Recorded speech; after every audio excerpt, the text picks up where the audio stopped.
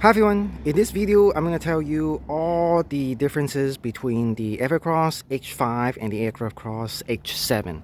And as you can see here, I have the Evercross H7 here, and I have the H5 before for many months, so I can tell you what's the difference and which one should you get, or just some differences. So first of all, the first difference is that this H7 has a bigger battery than the H5. So this one has a 15 mAh 720 watt-hour battery, so 50% bigger than the H5. The H5 has a 10 mAh 500 watt-hour. So this has more range. This is rated at 28 miles. The H5 rated at 25 miles, only 3 miles more, but I think in real world is more than 3 miles, maybe 5 to 6 miles. And then the second difference is the suspension. So the H7 has an upgrade suspension, as you can see here. 4 springs in the front, left and right, and also in the rear is the suspension is also slightly different. I think the suspension is better on this one, although is noisier from the front, so just keep that in mind. And then the third difference is that this H7 has an extra charging port over here. So as you can see, there's 2 charging port over here, but it only comes with 1 charger, so you have to buy an extra charger from Evercross to reduce the charging time. Of course the H5 only has 1. So this is the third difference. The fourth difference is that they actually take away the turn signals on the Evercross H7. So there's no more turn signals. To me, it's not a big deal. I never use the turn signals anyway. But just keep that in mind. The H5, the cheaper one, actually has turn signals.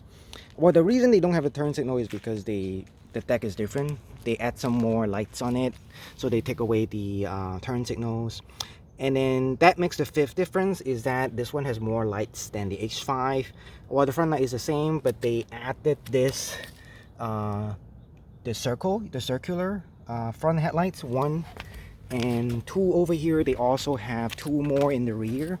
They're all orange or yellowish in color. So these are the extra lights. I prefer this over the turn signals. And then the sixth difference is that they add this spoiler or ring over here, and where you can also place your foot over here as well, especially if you take off the seat. It's very cool looking, look like a race car. And then a seventh difference is that this H7 is a lot heavier than the H5. This one on the website it says 70 pounds. The H5 is only 45 pounds. So it's like 25 pounds heavier, so it's a lot heavier. 45 is already kind of heavy, but 70 is another level. And then the next difference is the length. So the length for this scooter, as you can see, the deck is different, and they put a spoiler there. So this one is around like a good at least 2 inches longer than the H5. So the height is the same, the width is also around the same, but the length is around 2 inches longer, and of course I mentioned already is a lot heavier. And then the next difference is that they push the seat forward compared to the H5, because the H5 is all the way at the end of the deck. Even though this deck it may be slightly longer, but they push the seat so much forward, so the distance between the seat and the handlebar is a lot closer now, which I prefer actually. But if you're a tall person, it might be, the space could be a problem for you. And I think that's pretty much it for all the differences. I think the ground clearance, this one might be tiny bit more ground clearance, but not by much, maybe half an inch to an inch more. Everything else is the same. Well, actually there's one more difference, is that the acceleration and hill climbing, this is actually worse, because I think mainly because this is a heavier scooter. The motor is the same, top speed is the same, but since this is a lot heavier, so this one is slightly worse in hill climbing and acceleration.